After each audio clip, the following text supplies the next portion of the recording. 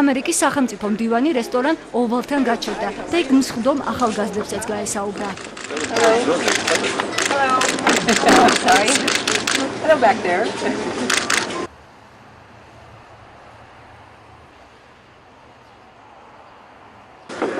ღვინის დაგემოვნებამდე ჰილარი კლინტონი მერის არჩევნებით დაინტერესდა.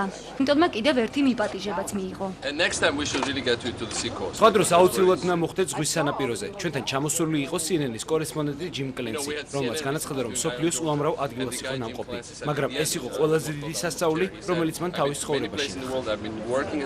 ვიზიტის პოლიტიკური ნაწილი ჰილარი კლინტონმა მხოლოდ 15 წუთით შეწყვიტა. ეს საკმარისი დრო არ აღმოჩნდა.